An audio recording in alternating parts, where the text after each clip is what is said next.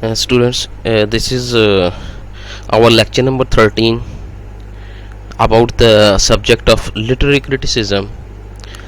In this lecture, we will cover the work as well as some aspects of the life of William Wordsworth, and we will take a view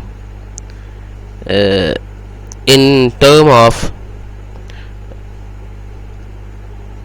his role as a critic.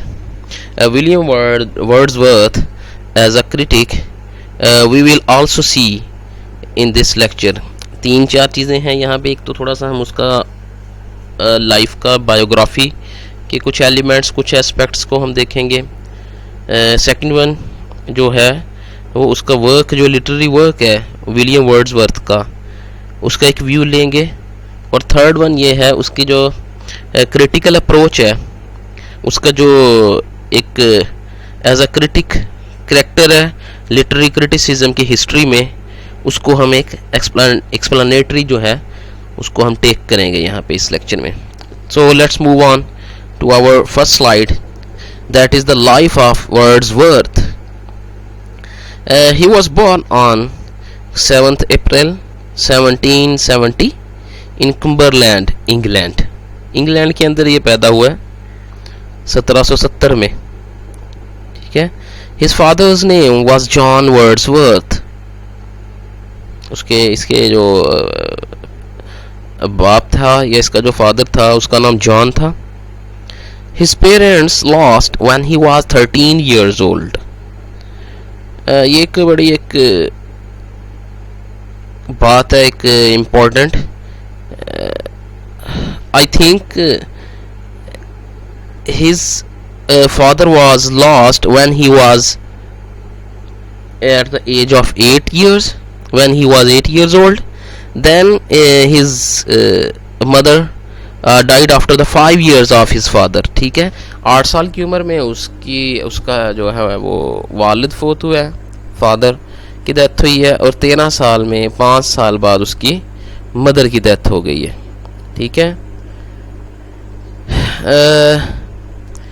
उसके बाद जब इसके parents जो हैं वो loss हो गए हैं, उसके बाद ये उसने जो इसके जो अंकल्स फैमिली थी उसने रिस्पॉन्सिबिलिटी ली थी वर्ड्सवर्थ और उसकी सिस्टर की. ठीक है. Wordsworth separated from his beloved sister Dorothy. ये इसकी सिस्टर का नाम था Dorothy, due to these problems. ठीक है.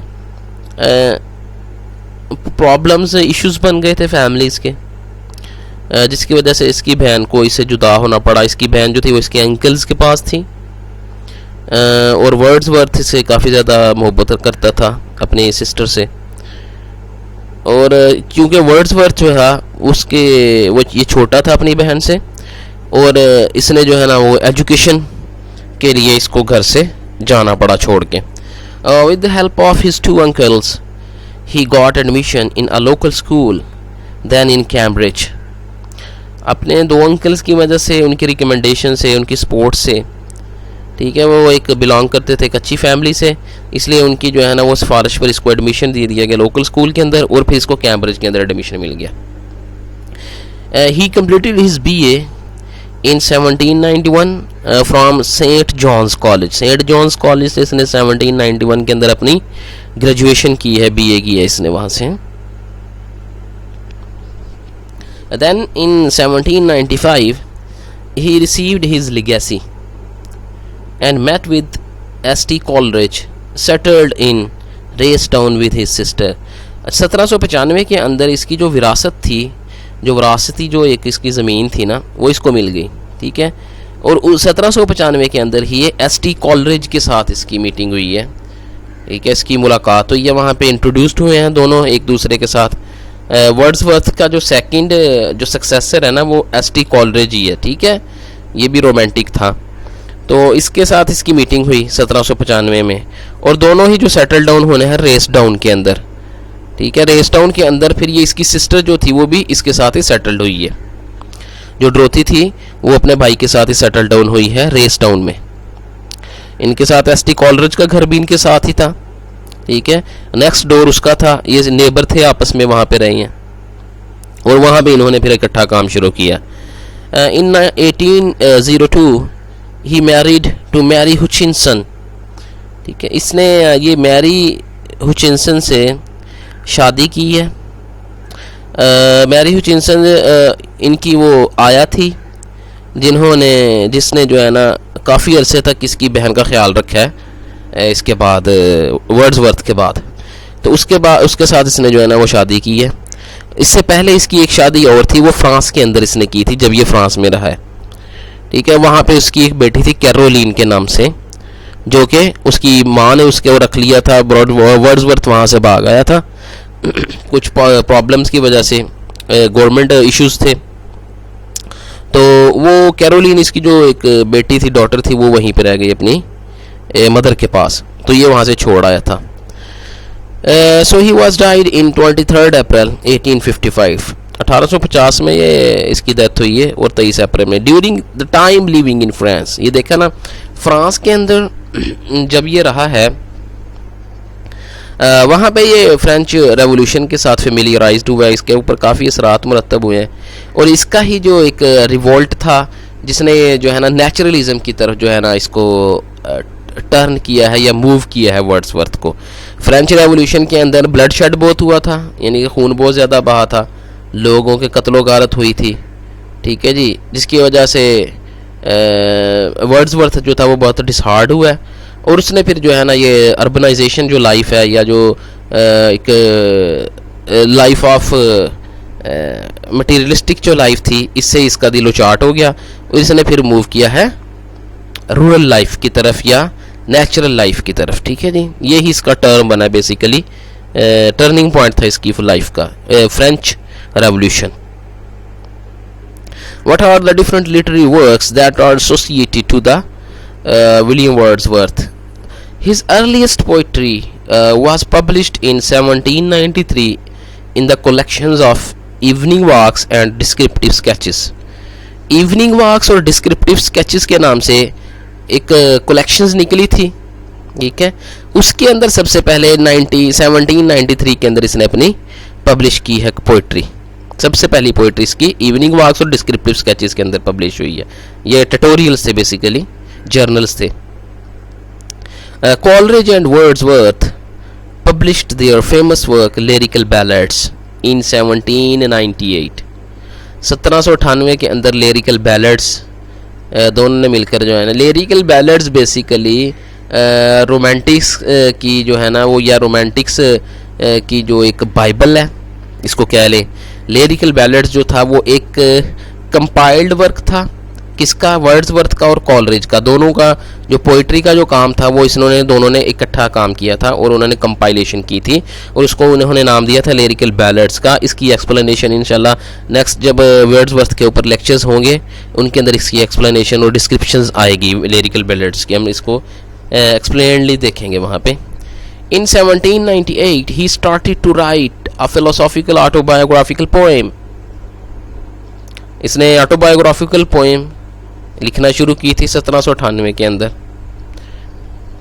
और 1805 के अंदर वो मुकम्मल हुई, completed in 1805, published in 1850 posthumously। posthumously का मतलब क्या है, इसके मरने के 3 साल बाद इसकी बीवी मैरी ने ये पब्लिश करवाई थी, ठीक है, उसके नाम से ये पब्लिश हुई थी, with the title the prelude. The prelude जो है वेरी इंपॉर्टेंट वर्क है, और ये फिलोसॉफिकल ऑटोबायोग्राफी है इसकी वर्ड्सवर्थ की ना, तो ये इसने इतने अरसे में जो है ना वो कंपाइल की थी, 7 साल लगे थे इसको, तो वो जो पब्लिश हुई है वो इसकी डेथ के बाद हुई है। Wordsworth as a critic. The Wordsworth primarily a poet not a critic।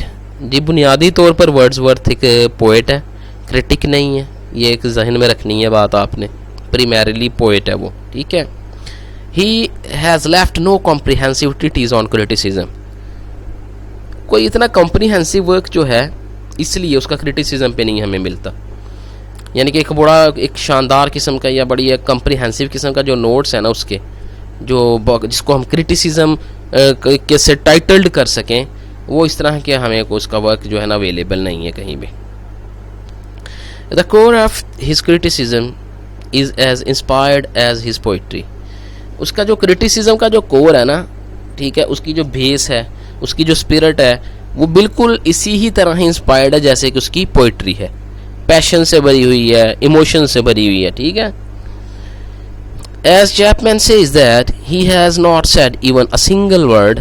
Chapman इसके बारे में ये कहता था कि उसने कोई भी ऐसा एक सिंगल वर्ड उसने कोई भी ऐसा नहीं कहा कभी भी पोइट्री के मुतालिक विच इज़ नॉट वैल्यूएबल, जो कि वैल्यूएबल ना हो, एंड वर्थ थिंकिंग ओवर, ठीक है, और इतना वर्थ ही ना हो जिसके ऊपर इतना ज़्यादा थिंक किया जा सके। यानी कि कोई भी उसका एक लफ्ज़ भी ऐसा नहीं है पोइट्री के अबाउट कि जिसके ऊपर जो वैल्यूएबल ना हो और उसके ऊपर थिंकिंग ना की जाए बहुत ज़्यादा। First Romantics, he was the first romantic. तो हम देखते हैं इसको एज अ फर्स्ट रोमांटिक कैसा था यह। He started his writings during the days of new classicism. जी, the age in which Wordsworth started his writings or his poetry, that age was called the new classicism. जी, new classicism अब क्या था, जिस एक कॉन्टेक्स्ट में Wordsworth ने एक ये रोमांटिसिज्म का एक आगाज़ किया है, वो जो एज थी वो न्यू क्लासिसिज्म की थी। न्यू क्लासिसिज्म का क्लेम क्या था, poetry was judged on the basis of rules devised by Aristotle and ancients. ठीक है, एरिस्टोटल और जो पुराने लोग थे ना, पुराने जो शुआरा थे या पोइट्स थे, ठीक है, वो जो जिन रूल्स को मुतय्यन करते हैं पोइट्री के लिए, उनकी रूल्स की बेस के ऊपर पोइट्री को जज किया जाता था न्यू क्लासिसिज्म के अंदर। ठीक है, interpreted bye Italian and French critics. और जब वो एक पोइट्री इन रूल्स के ऊपर की जाती थी और उसको जो इंटरप्रिटेशन की जाती थी वो इटालियन और फ्रेंच क्रिटिक्स के ज़रिए की जाती थी। ठीक है, यानी कि जिसकी पोइट्री को इटालियन और फ्रेंच जो क्रिटिक्स थे वो इंटरप्रेट कर देते थे, वो एक बड़े आला पाए की पोइट्री समझी जाती थी according to the new classicism. और वो किन रूल को फॉलो करती थी, एंशियंट रूल्स को और ग्रीक रूल्स को फॉलो करती थी। Wordsworth was the first critic who built his theory of poetry. ये वर्ड्सवर्थ वो पहला क्रिटिक है जिसने पोइट्री की थ्योरी को तामीर किया अपनी। And gave an account of nature of creative process. और जो नेचर थी उसको उसने क्या कहा, nature is a creative process. Nature के बारे में उसने क्रिएटिव प्रोसेस होने का एक इंदिया दिया, उसका एक बयान दिया। ठीक है जी, कि नेचर जो है ना वो क्रिएटिव प्रोसेस है। ये पहली दफ़ा हुआ। हिज एम्फेसिस ऑन, उसका जोर किस पे था, नोवेल्टी पे, नई चीज़ों पे, लिबर्टी पे, आज़ादी पे, इमेजिनेशन पे, इंस्पायरेशन पे और स्पॉन्टेनिटी पे। इन चीज़ों के ऊपर उसका एम्फेसिस था, बजाय इसके कि जो न्यू क्लासिसिज्म वाले थे वो किस पे एम्फेसाइज करते थे, authority, tradition and restraint, as contrasted authority, tradition and restraint. इन लोगों के बरखिलाफ जो था ना, जो लोग क्लेम करते थे अथॉरिटी का, ट्रेडिशन का और रेस्ट्रेंट का, इसका एम्फेसिस किस पे था, novelty, liberty, imagination, inspiration and spontaneity. तो न्यू क्लासिसिज्म के ये अगेंस्ट था। ठीक है जी। प्रीफेस बेसिकली वो फर्स्ट इसका जो इसकी जो एक समझ लें कि एक ओपिनियन है पोइट्री के बारे में इसकी बुक के अंदर प्रील्यूड के पहले हिस्से में। ठीक है, उसने क्या किया, preface gave a new direction to consciousness. उसने शऊर को एक नई राह दिखाई है प्रीफेस ने इसके वर्ड्सवर्थ की। And programme to English romanticism, और पूरा एक प्रोग्राम दिया उसने इंग्लिश रोमांटिसिज्म को, रोमांटिसिज्म की मूवमेंट को पूरा एक प्रोग्राम मुहैया किया है। और जो पोइट था उसके कॉन्शियसनेस को एक नई सीमत प्रोवाइड की है। Wordsworth as a liberal poet. Wordsworth discards the artificial and restrictive forms of approved 18th century poetry. इसने वो सारे के सारे जो आर्टिफिशियल और रिस्ट्रिक्टेड फॉर्म्स थी ना, उससे जान छुड़ाई है। ठीक है, जो 18th सेंचुरी में अप्रूव्ड थी पोइट्री के लिए, वो सारी की सारी वो न्यू क्लासिसिज्म वाली बात की है यहाँ पे। वो कहता था कि ओल्ड और फॉल्टी चीज़ों को फॉलो नहीं करना, इसका ये एक बिलीव था कि ओल्ड और फॉल्टी चीज़ें शुड बी रिजेक्टेड। इसलिए वो यहाँ पे कह रहा है डिस्कार्ड करता है, वो इनसे लाताल्लुक करता, इसने लाताल्लुक किया है या लाताल्लुक करता है पोइट्री को आर्टिफिशियल रिस्ट्रिक्टेड फॉर्म से जो अप्रूव्ड थी 18th सेंचुरी में, यानी कि न्यू क्लासिसिज्म की जो चीज़ें थी सारी। ही डिस्कस्टेड बाय, अब ये पोइट्री के बारे में उसका एक कमेंट है उस वक़्त की पोइट्स के बारे में, उनके वर्क के बारे में। वो कहते हैं गॉडीनेस एंड इनेन फ्रेजियोलॉजी, कहते हैं ज़ाहरी तौर पर तो बनावटी लेकिन अंदर से खाली जो है ना जुमलाबाजी। गॉडीनेस एंड इनेन फ्रेजियोलॉजी, बज़ाहरन बड़ी खूबसूरत लेकिन अंदर से खाली जो है ना जुमलाबाजी से जो है धोखा दिया गया। यानी कि वो कहता है डिस्कस्टेड, नागवार सी गुजरती थी ये, यानी कि जो उस वक़्त की जो पोइट्री है, उस वक़्त के जो मॉडर्न राइटर्स थे, वो उनकी जो ये चीज़ थी ना, कौन सी गार्डीनेस, ऊपर से बड़ी अच्छी, ऊपर से बड़ी पुरज़िबाइश, एंड इनेन फ्रेजियोलॉजी, लेकिन अंदर से खाली जो उनकी जुमलाबाजी थी वो नागवार गुजरती थी बहुत से मॉडर्न राइटर्स की। ही कैस्टिगेट्स, ये सर्जनश करता है पोइट्स को, who separate themselves from the sympathies of man, जो अपने आप को लोगों के दुखों से अलहदा करते हैं। ये उन पोइट्स को क्या करता है, सर्जनश करता है, उनकी ऊपर तनकीद करता है, उनको गुस्सा करता है उनके ऊपर, जो पोइट अपने आप को इंसान की दुखों से अलहदा करके देखते हैं।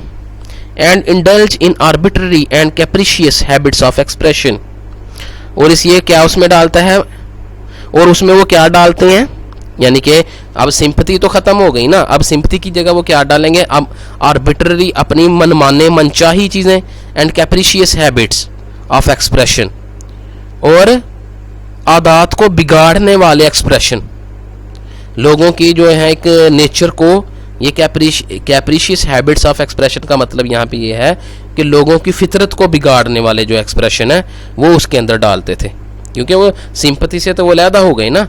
इन order to furnish for fickle tastes of their own creation, अपनी तख्लीक, कौन सी अपनी तख्लीक, उनकी फिकल टेस्ट कहते हैं, एक बड़ी ही बुरी किस्म का जो ज़ौक़ है ना, ठीक है, बदज़ौक़ किस्म की जो तख्लीक थी ना उनकी, उसको फर्निश करने के लिए वो ऐसा करते थे। ये एक उसकी फ्रेज़ है उसकी प्रीफेस के अंदर से, ठीक है, जो ये उस वक़्त के मॉडर्न या अपने जो इरा की या कंटेम्प्रेरीज़ के वर्क के हवाले से उसने एक प्रेजेंट की है। He is against the position of Aristotle totally, क्योंकि Aristotle claims that situation and the plot is the primary as the first thing for the poetry, for creative work or for the creation of art। तो ये जो Aristotle ये कहता था plot जो है ना वो बड़ी इंपॉर्टेंट, हमने पढ़ा है ट्रेजेडी के अंदर कि प्लॉट के बगैर ट्रेजेडी होती ही नहीं है, इसलिए ये कहता था आर्ट का जो पोइट्री या आर्ट है ना वो प्लॉट के बगैर नहीं जनरेट हो सकती। एरिस्टोटल इसके अगेंस्ट आर्ग्यू किया है इसने, वर्ड्सवर्थ ने, वो कहता था नहीं, it is feelings that matters, कहता है ये बल्कि फीलिंग्स और पैशंस हैं पोइट के जो बहुत ज़्यादा अहमियत के हामिल हैं पोइट्री को या आर्ट को क्रिएट करने में। Wordsworth as a simpler and ordinary poet, he advocates simplicity both in theme and treatment. जी वो कायल था किसका, सिंप्लिसिटी का, थीम और ट्रीटमेंट। थीम और ट्रीटमेंट का मतलब यह है कि जो art of work of art है उसके जो थीम्स है ना आपकी जो पोइट्री में, ठीक है, उसके अंदर भी सिंप्लिसिटी होनी चाहिए, और जो बंदा उस पोइट्री को अंडरस्टैंड करना चाहता है, ठीक है, जो बंदा ट्राई करता है उसको उसके साथ डील करने की, ठीक है, उसके अंदर भी सिंप्लिसिटी हो, ठीक है, ये दोनों चीज़ों को एडवोकेट करता है, इन दोनों चीज़ों को।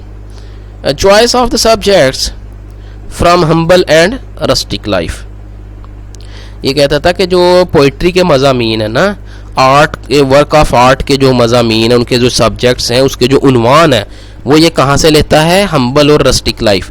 रस्टिक लाइफ का मतलब है को सादा जो ज़िंदगी है ना इंसान की, सादा ज़िंदगी का एक्सप्रेशन कौन सा है, वो जो देहात के अंदर एक इंसान अपनी ज़िंदगी गुजारता है, देहाती ज़िंदगी, और हम्बल उसको वो हम्बल कहता है, रस्टिक लाइफ देहाती ज़िंदगी को कहते हैं।